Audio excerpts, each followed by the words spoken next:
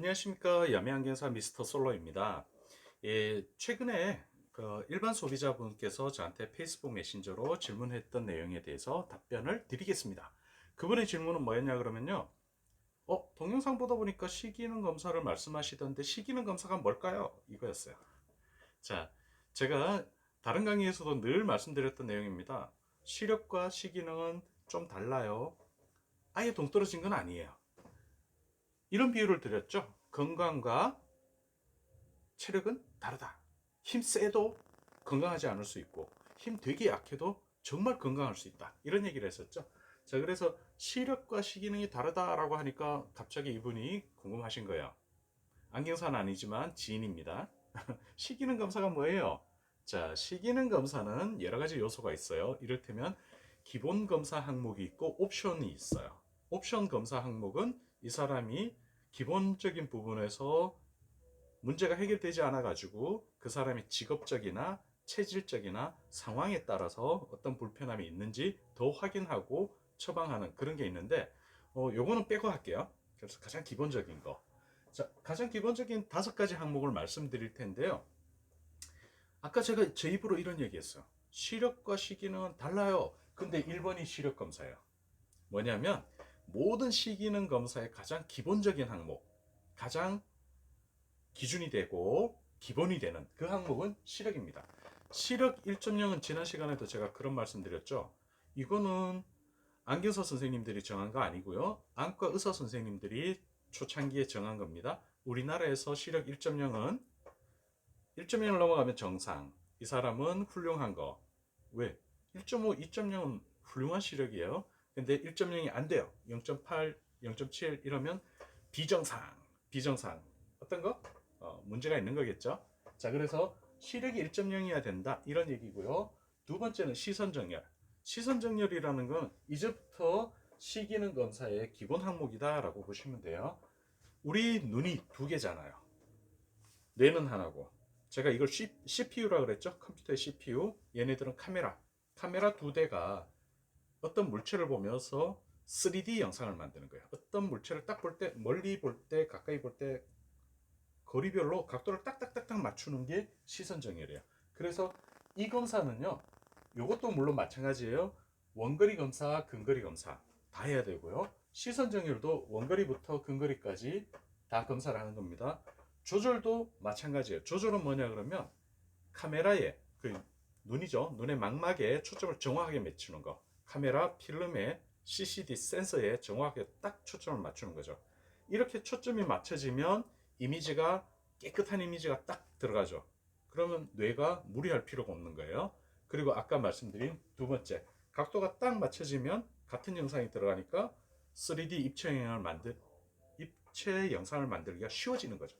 자, 그래서 조절도 멀리 가까이 두 가지 검사를 합니다. 아까 위하고 똑같아요.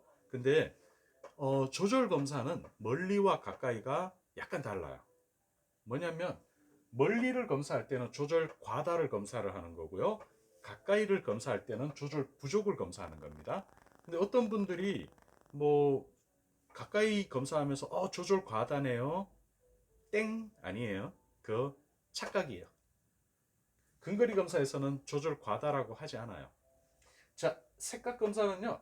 예를 들어서 우리가 신호등을 보면서 저거 빨간색, 저거 녹색 이거 구분 못하면 생맹. 구분은 하는데 뭔가가 애매해요. 색각. 이렇게 예전에는 구분이 됐는데 요즘은 그러지 않습니다.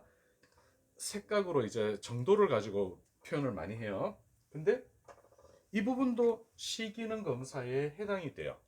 그리고 이거는 정확하게 딱 나눠지진 않는데 기본적으로는 이것도 원형 검사에서는 색각 검사를 주로 하고요.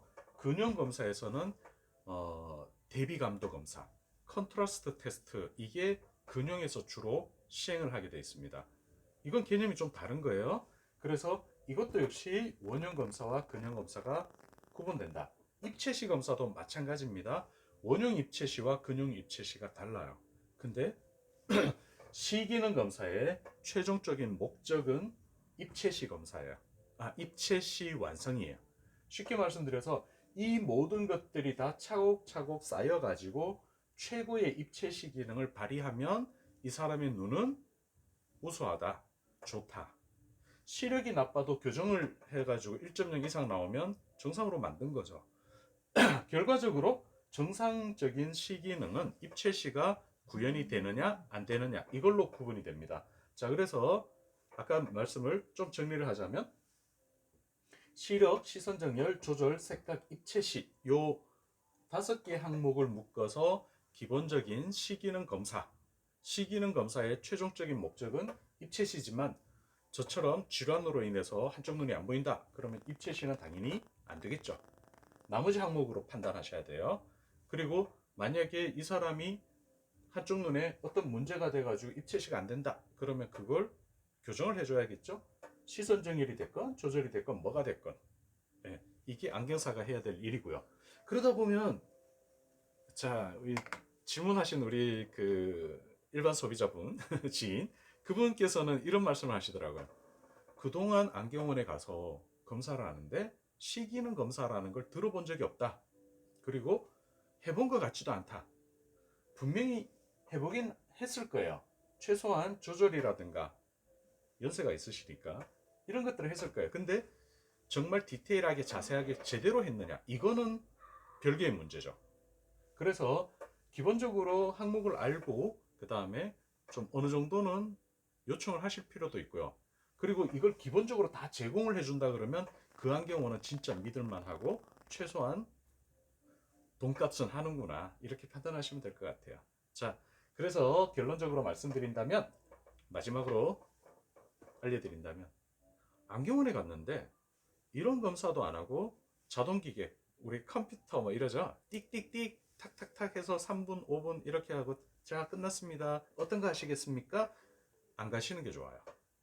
그 집은 기본적으로 안경사라기보다는 장사꾼에 가깝죠.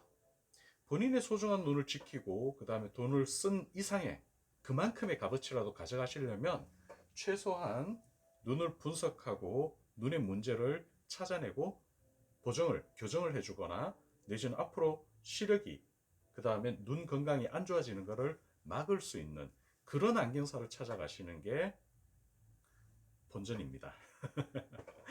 자, 그래서 다음에는 또 다른 질문에 대해서 답변을 해드리고요. 이번 답변에 대해서 너무 좀 복잡해, 뭐 내지는 더 궁금해 이런 거 있으면 또 연락 주십시오.